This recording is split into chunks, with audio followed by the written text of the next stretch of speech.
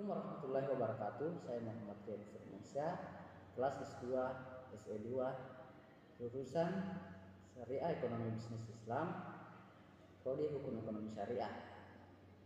Saya membuat video ini untuk memenuhi tugas akhir mata kuliah Sejarah Hukum Islam, di mana tugas kuliahnya adalah terdapat beberapa pertanyaan dalam pembuatan video ini.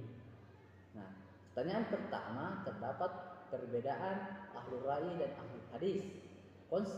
Di dalam perbedaan ini terdapat dua faktor, yakni konsep pemikiran dan faktor penyebab kemunculannya, di mana konsep pemikiran al-hadis, para sahabat yang tinggal di kota Madinah, diantaranya Sa'id bin Sabit, Ummu Mukaimah, Sa'id Abdullah bin Umar bin Khattab, mereka adalah orang-orang yang terkenal tidak condong kepada ra'yu dan tetap berpegang dengan sunnah di samping hafalan yang banyak.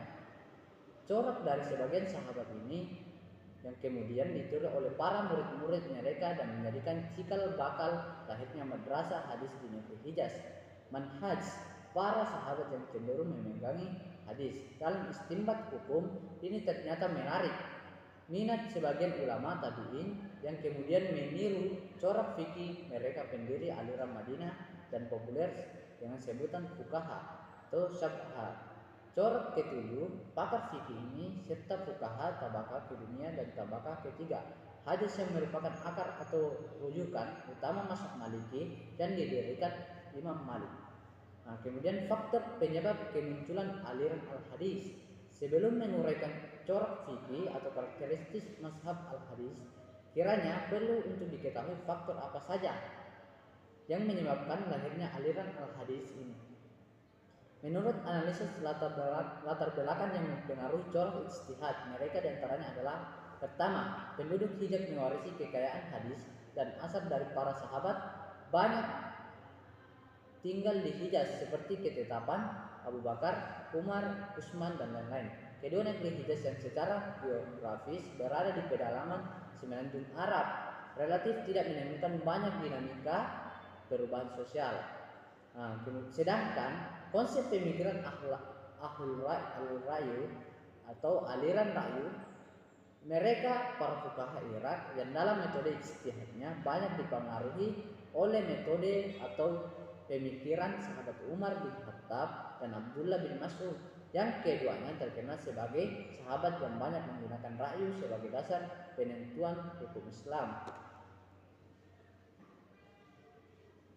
Di antara para sahabat yang hijrah dari Madinah ke Kufah adalah Ibnu Mas'ud, Abu Musa al-Asy'ari, Sa'ad bin Abi Waqqas, Amr bin Yasir, Hudzaifah bin al-Yaman. Dipaparkan pula berkat jasa dari para sahabat yang tinggal di Kufah, sebagian penduduk negeri itu berhasil dibina menjadi ulama dan memuaskan gagasan aliran ra'yu.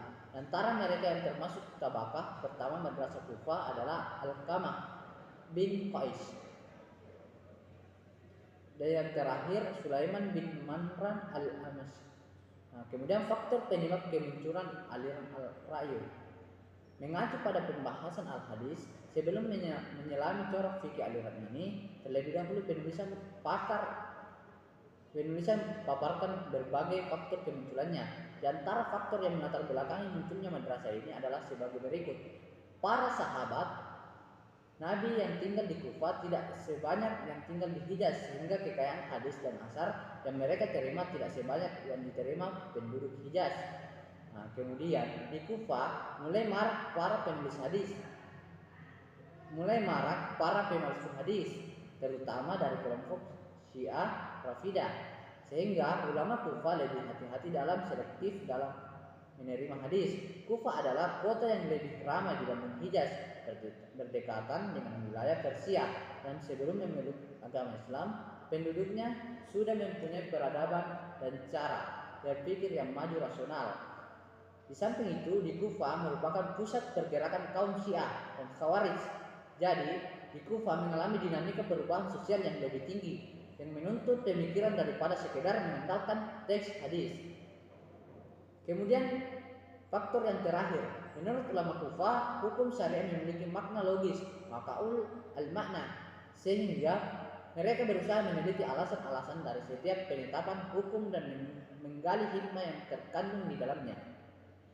Kemudian pertanyaan yang kedua, bagaimana ulama menetapkan hukum dalam Islam jika terdapat hal baru yang tidak ada di masa Nabi dan para sahabat? Para ulama menggunakan metode-metode mazhab imam besar, yaitu mazhab 4 imam besar, yakni Imam Maliki, Imam Syafi'i, dan Imam Hambali, dan Imam Abu Hanifah. Nah, kemudian mazhab ini melakukan penetapan hukum jika terdapat masalah baru, yakni dengan melakukan ijtihad. Ijtihad ini adalah proses penalaran dan dedukasi hukum berdasarkan sumber-sumber utama dalam Islam, yaitu Al-Quran, As-Sunnah, dan tradisi Nabi Muhammad atau ijma, kesepakatan para ulama, dan kias. Nah, kemudian analogi atau kias. Para ulama menetapkan hukum yang baru dengan menggunakan analogi kias. Jika masalah baru tidak secara langsung disebutkan dalam Al-Quran atau hadis, ulama menggunakan analogi atau pemikiran untuk menemukan kesamaan dengan situasi yang sudah ada. Hukumnya adalah sumber utama. Dengan cara ini, hukum yang relevan dapat diterapkan pada kasus tersebut. Nah, yang ketiga, ulama menggunakan maslahah wal mufsadah. Prinsip ini mengacu pada kesejahteraan umum atau kepentingan masyarakat. Jika sebuah keputusan hukum baru dianggap membawa manfaat atau menghindarkan dari kerugian dan tidak diinginkan bagi masyarakat, ulama dapat menetapkan hukum berdasarkan pertimbangan ini, di mana kemudian ulama menetapkan hukum apabila terdapat kemaslahatan di dalamnya. Nah, kemudian ulama menggunakan juga metode ijtihad, yakni prinsip ini mengasumsikan kelanjutan status quo, yaitu bahwa keadaan yang ada akan tetap berlaku kecuali ada bukti yang menjelaskan bahwa keadaan tersebut telah berubah. Kemudian ulama juga menggunakan uruf atau adat istiadat. Jika masalah baru berkaitan dengan adat istiadat atau praktik yang umum tidak terdapat dalam Al-Quran dan hadis, maka masyarakat muslim, ulama dapat mempertimbangkan praktik tersebut dalam menetapkan hukum. Nah, yang kemudian metode yang keenam adalah ra'i, pendapat pribadi, di mana meskipun pendapat pribadi ulama bukanlah sumber utama hukum, dalam beberapa konteks tertentu ulama berkualifikasi dapat memberikan pendapat berdasarkan penilaian mereka terhadap situasi baru tersebut. Kemudian yang terakhir, istislah. Ini adalah penilaian kepentingan umum berdasarkan tujuan dan maksud syariat Islam, maqasid al-syariah. Ulama dapat menetapkan hukum yang sesuai dengan tujuan utama syariat, meskipun situasi tersebut tidak diatur secara spesifik dalam sumber-sumber utama. Dalam proses menetapkan hukum terhadap hal baru, ulama menggunakan kreativitas intelektual mereka dan berpegang pada prinsip-prinsip ini untuk memastikan bahwa keputusan diambil tetap konsisten dengan prinsip-prinsip Islam dan tujuannya untuk membawa kemaslahatan bagi umat manusia. Kemudian pertanyaan yang ketiga, bagaimana penerapan syariat di Indonesia? Penerapan syariat di Indonesia, yakni menjalankan syariat Islam, adalah salah satu perintah Allah dan merupakan kewajiban kaum muslimin untuk melaksanakannya. Semua muslim wajib melaksanakan syariat Islam secara benar. Tetapi mengapa Indonesia sebagai negara dengan mayoritas muslim terbesar di dunia tidak menerapkan syariat Islam sebagai hukum resmi di negara Indonesia? Bukankah jika kita tidak menerapkan syariat Islam, kita melanggar Pancasila pada umumnya atau sila pertama pada khususnya? Jika diteliti lebih mendalam, memang benar nyata kita telah menyimpang dari Pancasila, sila pertama, tetapi nyatanya syariat Islam sangat sulit diterapkan sebagai sumber hukum Islam di Indonesia karena melihat kemajemukan bangsa Indonesia dan mengingat bangsa Indonesia didirikan atas dasar persatuan. tidak hanya orang muslim, tetapi non-muslim juga ikut serta dalam mendirikan Republik Indonesia. Jika syarat syariat Islam diterapkan pasti mendapat pertentangan dari kalangan non-muslim. Lalu bagaimana caranya kita sebagai umat Islam melaksanakan syariat Islam? Sebenarnya itu persoalan mudah jika diri pribadi setiap muslim adalah muslim yang bertakwa, tidak melakukan apa yang dilarang seperti mencuri, korupsi, membunuh dan lain-lain yang tidak dibenarkan oleh agama. Tetapi tidak mungkin semua muslim itu bertakwa, pasti ada saja yang gemar berbuat dosa dan maksiat. Karena itu semua sudah merupakan fitrah. Lalu bagaimana lagi cara untuk bisa menerapkan syariat Islam dalam kehidupan berbangsa dan bernegara di Indonesia? Syariat Islam tidak perlu resmi menjadi dasar negara atau dasar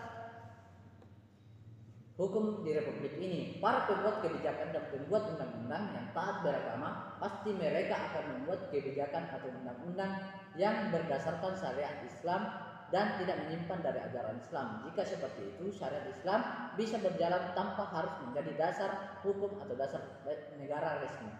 Kemudian pertanyaan yang keempat, menjelaskan apa yang dimaksud Islam Nusantara dan berikan contoh konsep Islam Nusantara. Islam Nusantara mengacu pada wujud dan praktis Islam yang berkembang di wilayah Nusantara yang meliputi Indonesia, Malaysia, Brunei Darussalam dan bagian-bagian dari Filipina Selatan. Konsep Islam Nusantara menekankan toleransi, moderatisme, inklusivitas, dan adaptasi lokal. Dalam pengamalan agama Islam berikut adalah beberapa ciri dan contoh konsep Islam di Nusantara. Yang pertama, konsep toleransi dan pluralisme. Islam Nusantara menekankan toleransi terhadap keberagaman agama dan budaya. Yang kedua, moderatisme. Penganut Islam Nusantara cenderung menjalankan agama dengan cara moderat dan tidak ekstrem. Yang ketiga, inklusivitas. Islam Nusantara mengakui keberagaman dalam menganut agama Islam sendiri serta berinteraksi dengan masyarakat non-muslim secara damai dan saling menghormati. Yang keempat, adaptasi lokal. Islam Nusantara menunjukkan adaptasi terhadap budaya lokal dalam praktik keagamaan. Contohnya dalam penggunaan bahasa lokal dalam ritual keagamaan serta adopsi adat istiadat setempat yang tidak bertentangan dengan prinsip-prinsip Islam. Kemudian konsep yang terakhir, pendidikan dan intelektualisme. Tradisi Islam Nusantara juga menekankan pendidikan intelektualisme dan studi yang mendalam terhadap ajaran Islam. Pemahaman agama didasarkan pada kajian yang luas terhadap kitab suci dan hadis, serta pandangan ulama terkemuka dalam tradisi Islam Nusantara. Beberapa contoh konkret dari konsep Islam Nusantara dapat ditemukan dalam tradisi keagamaan seperti pesantren tradisional di Indonesia. Pesantren adalah lembaga pendidikan Islam tradisional di Indonesia.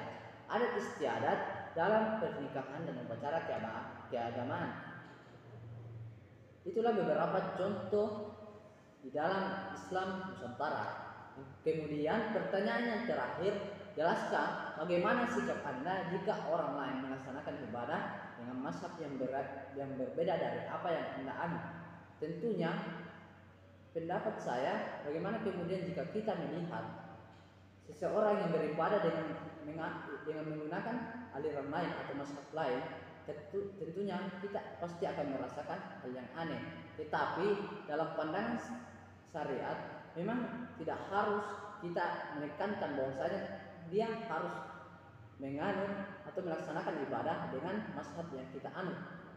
Tetapi dalam kalangan Sufi mereka menggunakan bahwasanya hal tersebut tidak apa-apa karena kita melakukan pengamalan syariat atau ibadah itu melalui jalan masing-masing yang tentunya jika mazhab tersebut tidak melenceng dari syariat otomatis tidak apa-apa dan kita anulir atau toleransi, mana kemudian kita respect menghormati pilihan mazhab orang lain dengan cara tidak mencampuri atau mengkritik tanpa alasan yang kuat.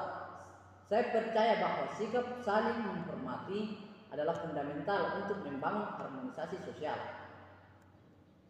Itulah tadi presentasi dari pertanyaan-pertanyaan yang ada di UAS Sejarah Hukum Islam. Sekian dari saya. Bila itu hidayah. Assalamualaikum warahmatullahi wabarakatuh.